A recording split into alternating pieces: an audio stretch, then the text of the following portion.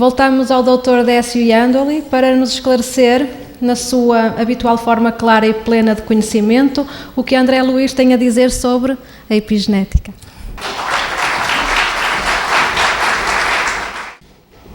Vamos mais uma vez aí.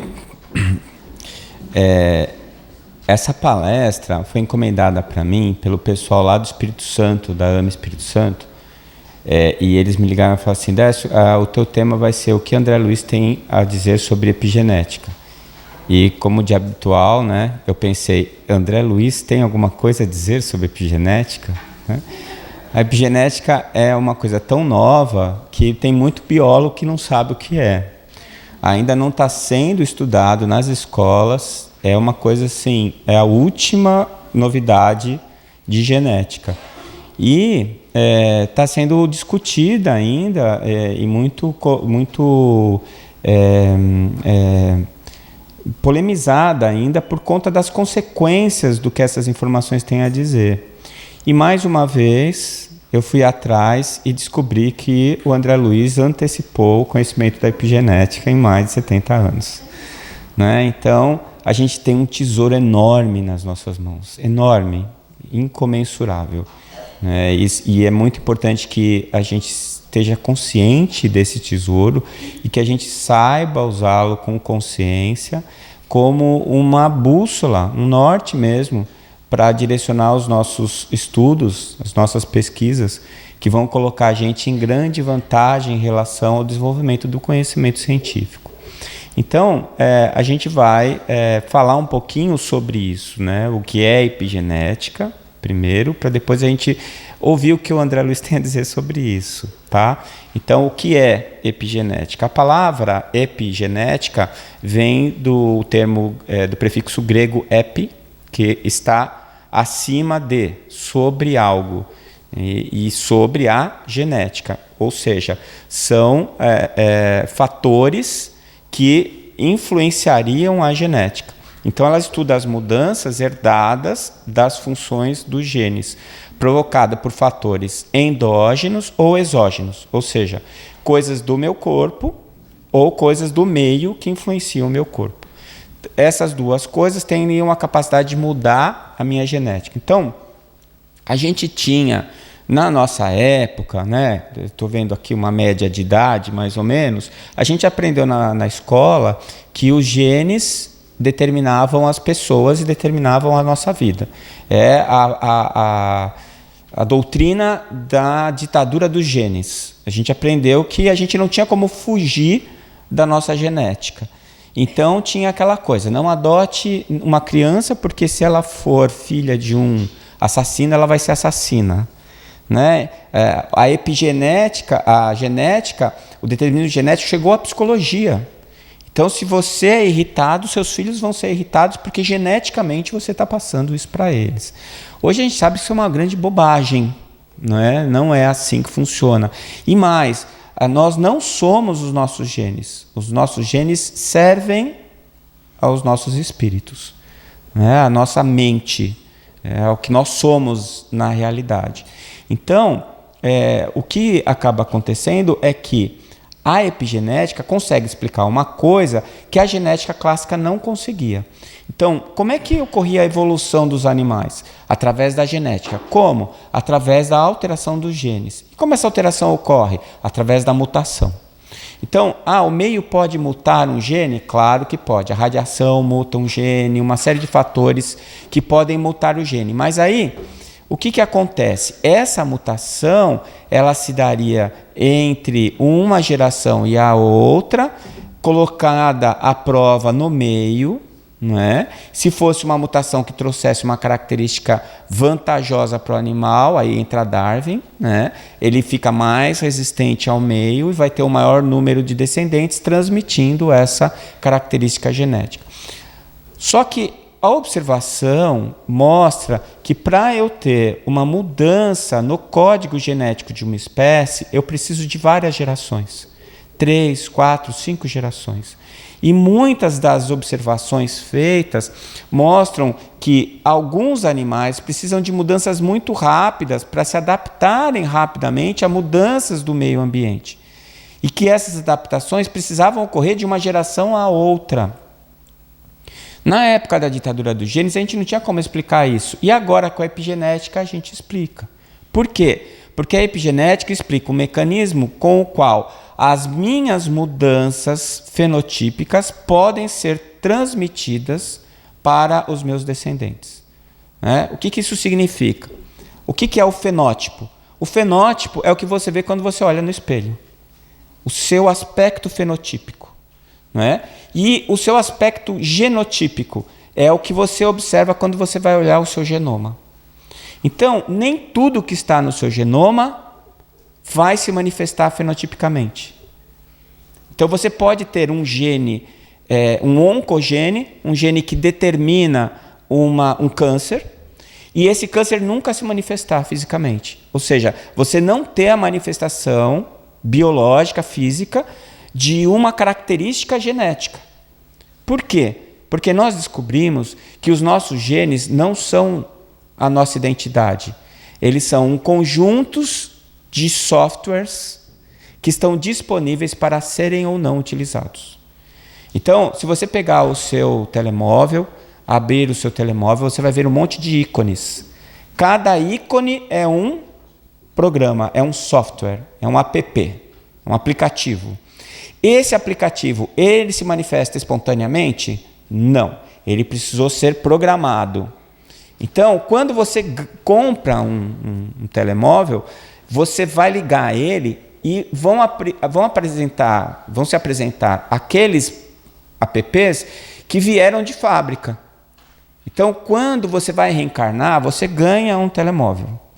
E nesse telemóvel vem alguns programas que já vieram do seu pai e da sua mãe. O que você faz com aquilo? O que você quiser. Você pode ligar e acionar alguns apps.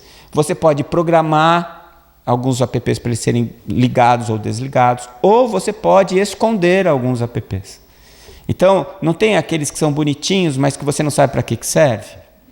E que você morre de medo de apertar? Porque se aperta, ele começa a perguntar um monte de coisa que você não sabe responder. E no final das contas, ele trava e você não consegue mais usar. Não é assim? Não sei se sou só eu que sou um ignorante da tecnologia. Então, aqueles que são mais bonitinhos são os primeiros que eu escondo, porque toda vez que eu abro e olho, eu falo, mas que será que ele serve? E tenho vontade de apertar. E se for um oncogene? Melhor não. Então, o que eu faço? Eu coloco eles escondidos numa página que eu nunca acesso, para não correr o risco de apertar eles, mesmo que acidentalmente. Quando você põe no bolso antes de desligar, e aí a hora que você pega, ele está fazendo um negócio que você nunca viu ele fazer. Não é? Então é exatamente a mesma coisa. Os nossos genes são softwares disponíveis para uso. Agora, a grande pergunta é, eu posso ativar todos, desativar todos? Eu consigo acrescentar, apagar? Então essa pergunta era respondida como não. Depois da epigenética, a resposta é sim. Entretanto, a epigenética modifica a maneira como os genes vão se comportar e não determina quais são os genes que estão presentes ou não. Deu para entender essa diferença? Então, a genética, através da herdabilidade, ela explica quais são os softwares disponíveis, da onde eles vieram.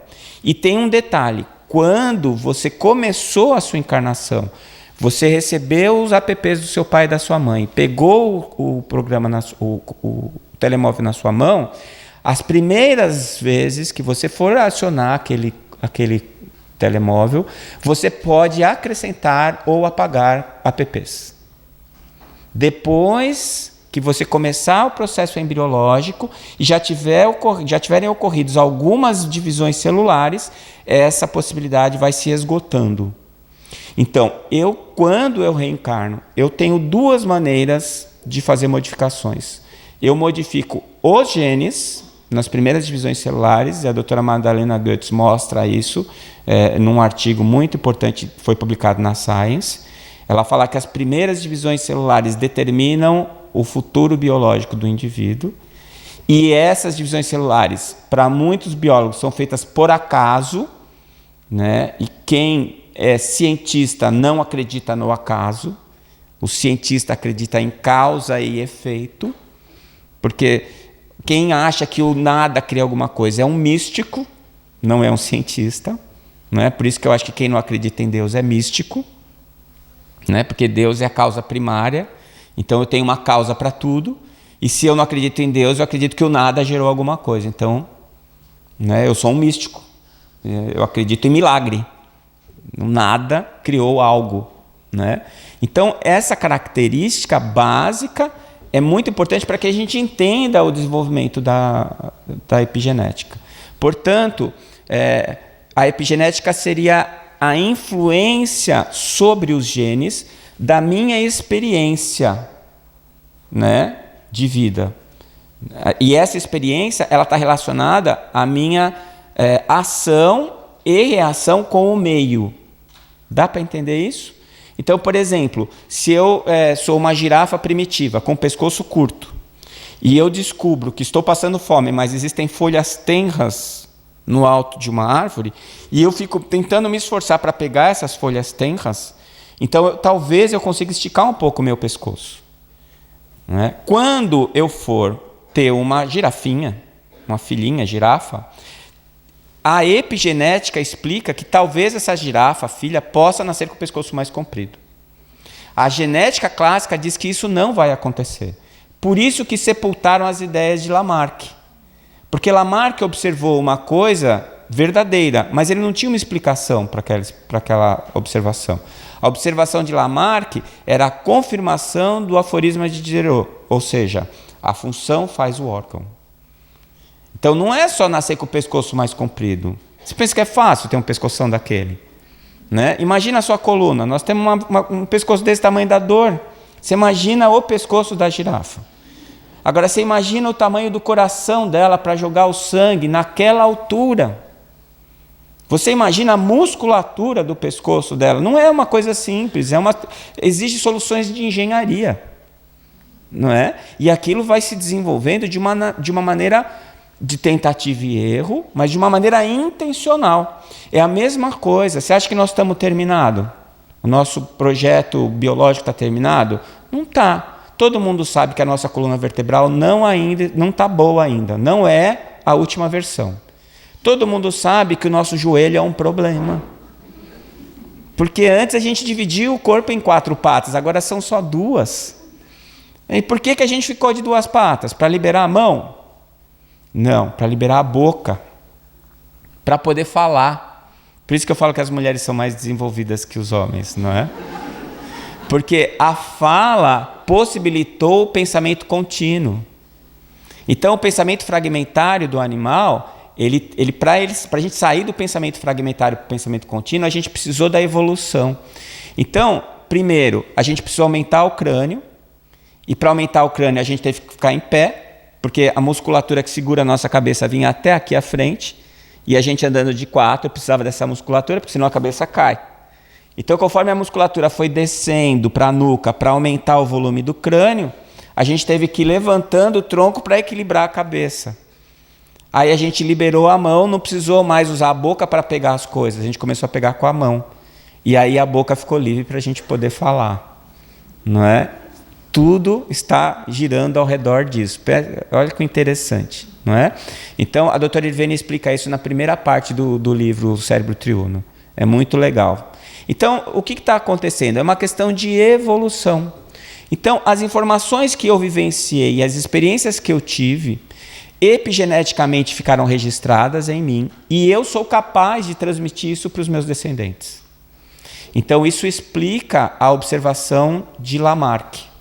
E não anula Darwin, só complementa. Né? E tudo isso está ligado à evolução do espírito, que é quem realmente faz o comando. Por isso que diz que a evolução se dá em 2 mundos. Né?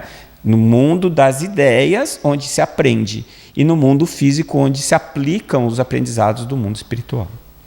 Então, os padrões epigenéticos são sensíveis às modificações do ambiente, que podem causar mudanças fenotípicas e que essas mudanças serão transmitidas para os nossos descendentes. E a epigenética seria definida, então, como mudanças herdáveis na expressão do gene que não altera a sequência de DNA, certo? É aquilo que eu falei. Ela muda a maneira como esses genes se expressam e não os genes em si. Então, depois das primeiras divisões celulares, os apps que você tem no seu celular é esse e você usa os que você quer. Configura do jeito que você quer. Então, com os mesmos apps, eu posso ter uma tela na hora que eu abro, outra tela, ele pode me acordar em tal hora ou em tal hora. Eu faço o que eu quiser, né? É o mesmo celular, os mesmos apps e se manifestam completamente diferentes uns dos outros. Quem ainda tem alguma dúvida sobre essa questão, é só conhecer gêmeos idênticos, né? Eu conheço um, Gilson e Gelson. Né? Eu tenho que esperar eles começarem a falar para saber quem é o psicólogo, quem é o médico. Porque eles são muito parecidos fisicamente, mas eles são espíritos completamente diferentes, com expectativas diferentes, ações diferentes, afetividades diferentes. É o mesmo celular, os mesmos apps, com configurações completamente diferentes. Porque são espíritos diferentes. Né? Muito bem. Então, a chave da epigenética está na expressão gênica. Quais são os apps que eu vou pôr para funcionar e qual a configuração que eu vou dar para cada um deles. Então, esse é o segredo da epigenética. Então, existem dois mecanismos principais envolvidos na expressão dos genes. O primeiro deles é a alteração da histona. A histona é um empacotador de DNA. Então, é assim, para o gene se manifestar, ele precisa estar livre. Os receptores do DNA têm que estar expostos para eles sofrerem a ação do RNA e para o citoplasma levar a informação da proteína. A histona é como se fosse um carretel. E o DNA é como se fosse a linha do carretel. Né? Esse exemplo não sou eu que deu, foi o André Luiz. Depois eu vou mostrar para vocês. Então, quando eu vou enrolando a linha no carretel, a linha que eu vou colocando em cima vai cobrindo a linha que está embaixo. Então, você imaginando o DNA como sendo a linha e a histona como sendo esse empacotador da linha, o que ficou embaixo não vai conseguir se expressar. Então, a histona já é uma maneira de expressar ou não expressar determinados genes. E a segunda maneira é o padrão de metilação do DNA. A metilação é um processo bioquímico que tampa o gene. Então, aquele gene escondido não consegue se expressar. Então, eu vou escolher, através do empacotamento do meu DNA, quais são os genes que vão ficar expostos, e desses que ficaram expostos, eu vou escolher os que eu vou apagar, que eu vou tampar e os que eu não vou tampar. Então, voltando para o celular, o da histona são aqueles apps que eu não sei para que eles funcionam. Eu acho eles bonitinhos, mas eu não sei para que funciona. Eu boto numa página que eu nunca entro. Boto escondido lá, é a histona. E aqueles que estão nas páginas que eu mais entro, eu coloco numa posição mais para o centro, porque toda vez que eu vou pegar o celular, às vezes eu aperto algum que está perto da borda. Então eu coloco ele num lugar em que eu talvez não encontre. E existe aquele que eu posso bloquear. Eu vou lá, configurações, app, bloquear. Né? Porque eu já sei para que ele serve e não quero. Tá certo? Aí é a metilação. Tá certo? Então, são esses dois padrões. Além desses dois padrões de expressão, eu tenho um controle de expressividade gênica que vai se dar pelo RNA, que são RNAs não codificadores. Não é aquele que leva a receita da proteína para o citoplasma. Né? É um RNA controlador. E ele pode interferir na transcrição dos genes. Ou seja, eu posso fazer uma alteração na divisão celular de maneira que eu impeça aquele gene de se expressar. Então, esses mecanismos eles vão atuar modificando a acessibilidade da cromatina para a regulação da transcrição. Né? Essa palavra transcrição, eu não sei se todo mundo sabe, é mais ou menos o seguinte: o gene ele tem a receita e a cozinha está no citoplasma. Então, se eu quero fazer bolo de fubá, eu tenho que ir lá no núcleo e falar assim, bolo de fubá. Aí vem o gene do bolo de fubá. Aí ele pega o RNA mensageiro e passa a receita do bolo de fubá. O RNA mensageiro sai do núcleo, vai no citoplasma, pega o ribossomo e fala bolo de fubá. Pega a farinha, pega o ovo, aí o ribossomo vai lá e faz o bolo de fubá. Entendeu? Então, o que o núcleo faz não é decidir o que você vai comer. Ele vai só te mostrar a receita. Quando você tira o núcleo da célula, a única coisa que acontece é que você vai comer sempre a mesma coisa. Ela não consegue mudar mais a receita. A receita que está no citoplasma, você vai ficar repetindo até cansar. Deu para entender? Por isso você tira o núcleo de uma célula, e quando a gente aprendeu na escola, a gente aprendeu que o núcleo era o cérebro da célula. Mentira. Você tira o núcleo da célula, ela fica meses funcionando na boa, até ela enjoar de comer bolo de fubá. Né? E isso funciona sempre assim. Então, o que está dentro do núcleo são as receitas, são os softwares, são as informações. Mas tudo acontece no citoplasma da célula. O André já falava isso há 70 anos atrás, a gente só descobriu agora. Então, essa mudança ou essas escolhas, a maneira de enrolar o DNA no carretel, a maneira de eu tampar através da metilação esses genes, pode ser transmitido geneticamente. Entende? Então, o que eu aprendi durante a minha vida, as características que eu desenvolvi em contato com o meio ambiente, eu faço uma programação epigenética, e essa programação epigenética eu posso transmitir para os meus filhos.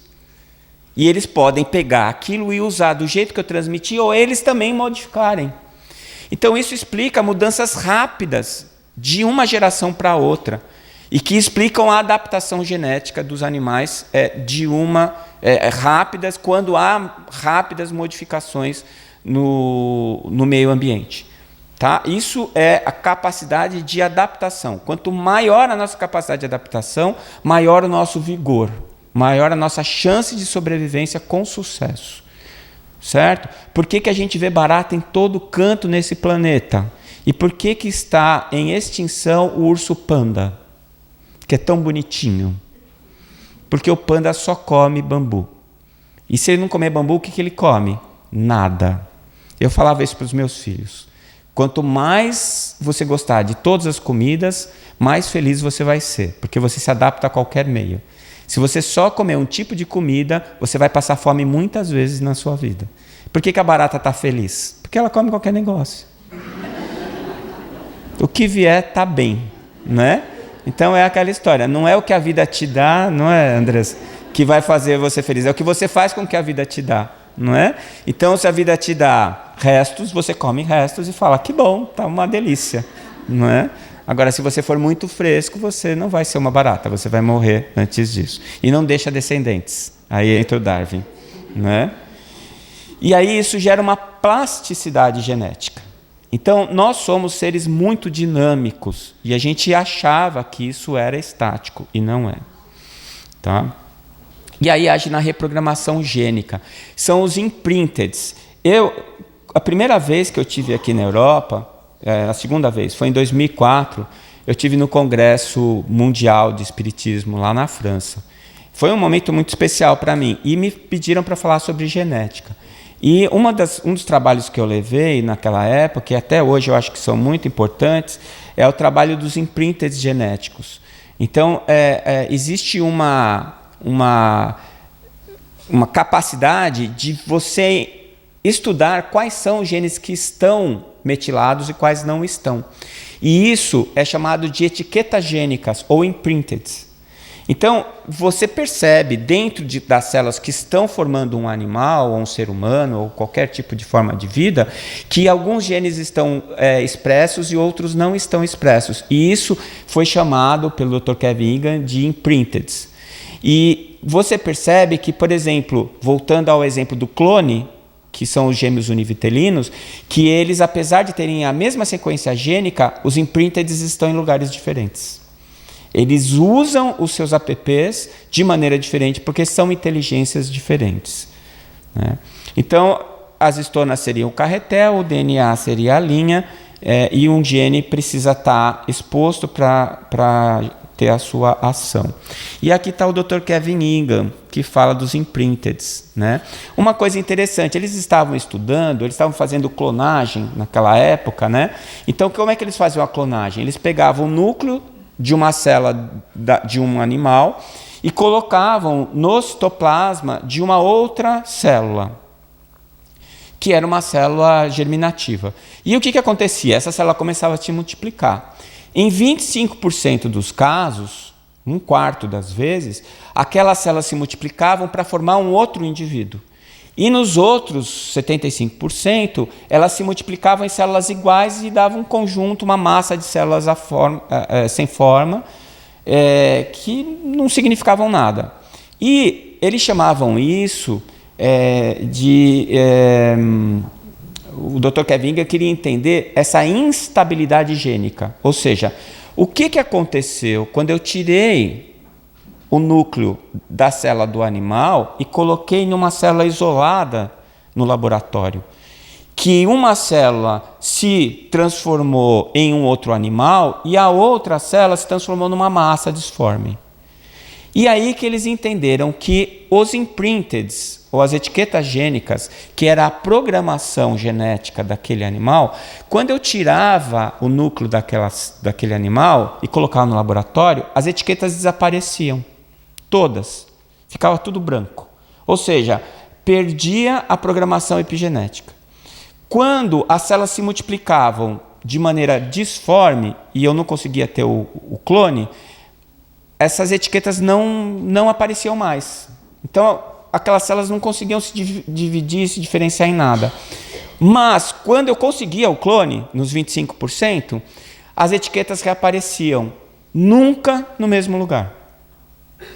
Ou seja, eu acho que o Dr. Kevin Ingham, por isso que eu peguei uma foto dele, foi o primeiro cientista, apesar dele não saber disso, a provar em laboratório uma reencarnação. Porque quem que fez a programação? A reprogramação epigenética? O espírito que estava encarnando. Então, apesar de ser um clone, é outro espírito. Quando ele recebe o celular, ele vai programar o celular dele do jeito que ele quer. O celular, né? O telemóvel. Né? Porque a palavra celular, a gente falando de célula, pode confundir também. É mais adequado o telemóvel. Certo? Deu para entender como é que funciona? Tá? Pelo menos assim? Superficialmente? Então é isso. Então a epigenética é muito importante, está sendo muito importante. Eu antes de vir para cá, de pegar o avião, eu perguntei para os meus filhos, né? Um está na faculdade veterinária, os outros 2 estão fazendo 2º grau para prestar vestibular. E eu perguntei para eles se eles conheciam epigenética. Nenhum dos 3 conheciam. Eles não estão aprendendo, não faz parte do conteúdo ainda, né? Até porque ainda é uma coisa que está acontecendo. Tá bom? Então, eu trouxe algumas frases de cientistas e de biólogos que estão na crista da onda estudando isso. E olhem só que interessante. Existem evidências científicas mostrando que hábitos de vida e o ambiente social em que uma pessoa está inserida podem modificar o funcionamento dos seus genes. Gente, isso é revolucionário. Para quem acreditava na ditadura dos genes, vem mais. As células respondem a nutrientes e hormônios, né? Mas também a sinais físicos como calor, frio, comportamentos como estresse e carinho. Não é? Então faça carinho nas pessoas que você ama e você vai estar ativando os genes benéficos dessas pessoas. Existe um livro que eu recomendo, muito interessante, chama O Código Divino da Vida. Código Divino da Vida, Dr. Kazuo Murakami. Né? Dr. Kazuo Murakami quase ganhou o prêmio Nobel de Genética quando ele identificou os genes que produzem a renina. Né? Ele achou a receita da renina dentro dos genes do núcleo. E ele fala sobre ligar ou desligar genes bons ou genes ruins. A epigenética, como que eu modifico o funcionamento dos meus genes através das minhas emoções. A herança epigenética traz implicações profundas para o estudo da evolução e reforça os argumentos do naturalista do século XVII, XVIII, Jean-Baptiste Lamarck, que acreditava que a evolução era dirigida em parte pela herança de características adquiridas durante a vida. Então, tudo que o pessoal falou mal do Lamarck, tudo que detonaram o coitado do Lamarck, agora está tendo que voltar atrás. E já tem gente falando do neo-lamarquismo, né? Na verdade, de neo não tem nada. É o lamarquismo mesmo, só que o próprio Lamarck falou, ó, eu estou vendo isso. Ele não disse, isso acontece por causa daquilo. Se eu estou vendo isso. E agora cabe a nós explicarmos através do conhecimento que vai se acumulando. Muito bem, agora vamos para o nosso André Luiz. O que é que o André Luiz disse sobre a epigenética? Evolução em Dois Mundos, página 42. E como acontece nos modos... Gente, só pequena lembrança, tem 70 anos esse texto, tá? Ninguém nem sonhava em falar de epigenética. E como acontece aos moldes tipográficos, que são formados de linhas para que se lhe expresse o sentido, também eles são constituídos pelos elementos chamados genes, o que lhes dá, tanto quanto ocorre ao alfabeto humano, a característica de imortalidade das células que se renovam, transmitindo às sucessoras as suas particulares disposições, nas mesmas circunstâncias em que, num texto tipográfico, as letras e os moldes podem viver indefinidamente no material destrutível e renovável. Olha, destrutível quando você morre e renovável quando você renasce, né? Por intermédio do qual se conservam e se exprimem na memória das gerações. O que ele está falando aqui? Ele está falando que o seu genoma é um texto. E que o texto é composto por linhas, por palavras. E que cada letra é um gene. Né? Então ele está dizendo que você, mudando a ordem das palavras ou a ordem das letras, consegue mudar o sentido do texto. Ele está falando de epigenética. Não é? Vocês acham que eu estou viajando? Calma lá. Eis porque, interpretando os cromossomos à guisa de caracteres, em que a mente inscreve nos corpúsculos celulares que a servem. Aqui ele está falando textualmente que quem escreve o texto é a mente. E a mente é o espírito. É a fração expressa do espírito. Né? As disposições e os significados dos seus próprios destinos, caracteres que são constituídos pelos genes. Como as linhas são formadas de pontos, estou sem o óculos. Genes, os quais se mesclam, os elementos chamados bióforos. Gente, eu passei um bom apuro com esses bióforos. Eu conversei várias vezes com a doutora Marlene sobre esse assunto e eu descobri o que eles significam. Vou contar para vocês. Aguardem um minutinho. E tomando os bióforos nesses pontos como sendo os grânulos de tinta que os cobrem. Ou seja, o DNA... O genoma é o texto. Os genes organizados formam as palavras.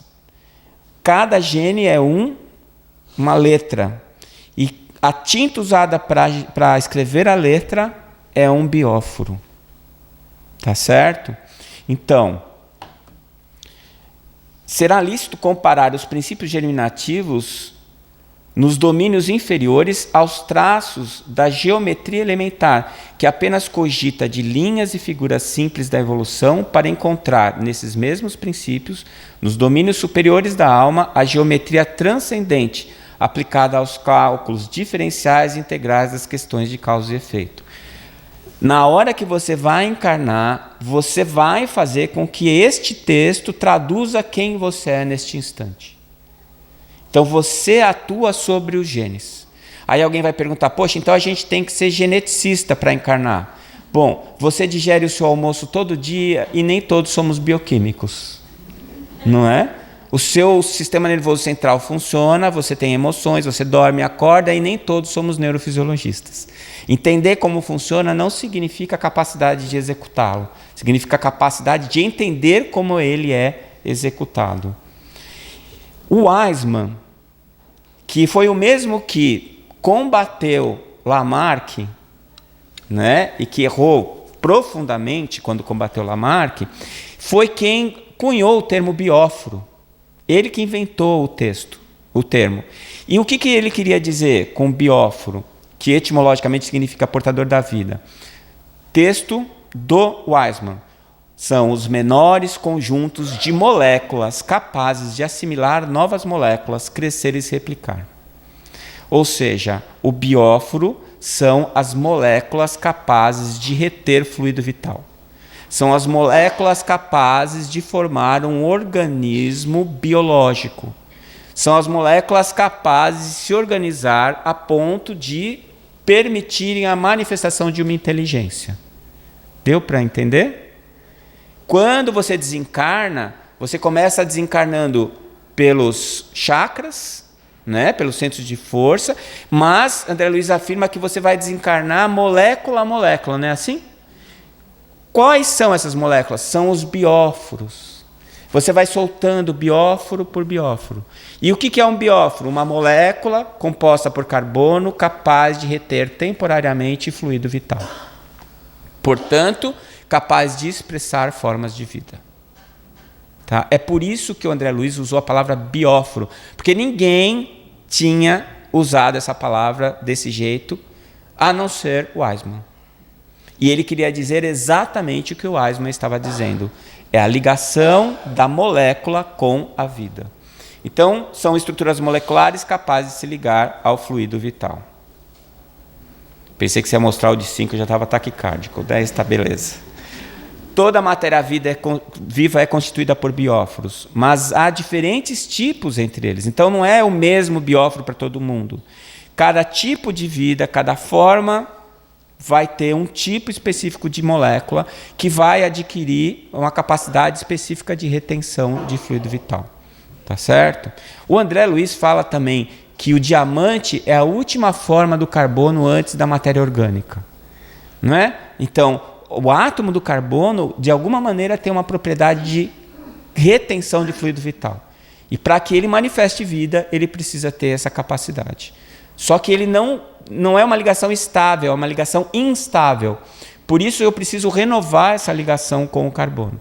É por isso que a gente precisa trocar a matéria do nosso corpo o tempo inteiro. É por isso que a nossa pele descama, a mucosa do nosso intestino muda, o nosso sangue troca a cada 120 dias e por aí vai. Porque a gente vai fazendo turnover, modificação. A multiplicação da célula garante mais fluido vital preso. Quando eu perco a capacidade de renovar, eu envelheço e desencarno. Né? É o princípio da telomerase. A telomerase é uma enzima que quebra o telômero. Cada vez que ela quebra o telômero, divide a célula. Quando gastar o telômero, não dá mais para dividir, você vai ficar velho e vai desencarnar. Tá certo? Graças a Deus. A pessoa ficar aqui sempre, para sempre, pela eternidade, né? Não é legal. Eu não acho, pelo menos. Muito bem. Então, se a gente falou do carretel, da linha, né? O André, ele fala, o genoma é o texto, o DNA é a frase, o gene é a letra, o bióforo é a tinta. Com o que você escreve o que você é. É a maneira de você se manifestar, biologicamente, tá? Usando essas estruturas. Então, o cara não é fácil. Missionários da Luz, na página 190, ele fala, o pensamento, aí agora a gente vai para aquela parte em que o biólogo fala que as emoções podem mudar a epigenética. E ele fala, o pensamento envenenado de Adelino, vocês lembram do Adelino, o pai do Segismundo, que ele não queria deixar o Segismundo reencarnar? Ele fala, o pensamento do Adelino envenenado destruía as substâncias da hereditariedade, intoxicando a cromatina dentro da própria bolsa seminal. Epigenética, não é? Pelas exposições lamentáveis de sua vida íntima, estava aniquilando as células criadoras ao nascerem, e quando não as aniquilasse por completo, intoxicava os genes do caráter, dificultando-nos a ação. É ele mudando a genética. Modificado em sua ação íntima, lembra quando o filhinho dele, a espiritualidade atua sobre o filho e o filho fala alguma coisa que faz com que ele repense, né? Essa prevenção que ele tinha com o Sigismundo, aí ele passou a admitir as forças magnéticas protetoras dos elementos de hereditariedade, e aí sim ele conseguiu produzir o espermatozoide para fazer a fecundação do Sigismundo. Alexandre, porém, sempre gentil e benevolente, missionários da luz, acentuou: este não é um estudo que você possa entender por enquanto. Estou examinando a geografia dos genes e nas estrias cromossômicas, a fim de certificar-me até que ponto poderemos colaborar em favor do nosso amigo Segismundo. Ou seja, o Alexandre estava olhando os apps do telemóvel do Segismundo e vendo o que a gente pode mexer aqui para ajudar o Segismundo a reencarnar, com recursos magnéticos para a organização das propriedades hereditárias. Então, dá para você fazer antes, e aí isso é feito pelos geneticistas espirituais, você fazer uma programação para que aquele espermatozoide que traz aquela informação genética que vai ser a mais importante, seja aquele que chegue naquele óvulo que vai ser o conteúdo mais importante, para que juntos eles deem um ponto de partida mais favorável para você, porque você precisa nesse instante. E aí, de posse desse material genético, quando você encarna, você vai atuar sobre ele, transformando ele, mutando esses genes, não aleatoriamente, mas de acordo com as suas possibilidades evolutivas, colocando a sua geometria, não é? A sua geometria genética sobre aquela matéria inicial que te foi dada. Então, não é ilimitado o seu poder. Você vai agir sobre aquilo que foi te dado, sobre aquela matéria básica que você herdou do seu pai e da sua mãe. Enquanto se estendiam sobre meus olhos aqueles microscópicos sinais, facilitando o amplo exame da célula-ovo, acerquei-me do instrutor e, sentindo-o mais acessível às minhas interrogações, perguntei. Isso que eu acho engraçado, né? Ele chega perto e fica esperando. Aí o Alexandre já fala, o pentelho vai perguntar. Aí já olha para ele e dá uma risadinha para ele poder perguntar. Não dá para mentir nem para dissimular, né, no plano espiritual. O que você quer já está na sua cara. Então, tem que aceitar. E aí ele fala assim, temos nesses mapas a geografia dos genes, da hereditariedade distribuídos nos cromossomos. A lei da herança, porém, será ilimitada? Essa é a pergunta do André Luiz. Ou seja, o que ele está perguntando? Tem ditadura dos genes? Existe o determinismo genético? Tudo que está aí é o que eu vou ter que aceitar como espírito quando encarnar? Né? Aí, o que ele responde? Não, André, observou o orientador com grave inflexão. Estamos diante de um fenômeno físico natural.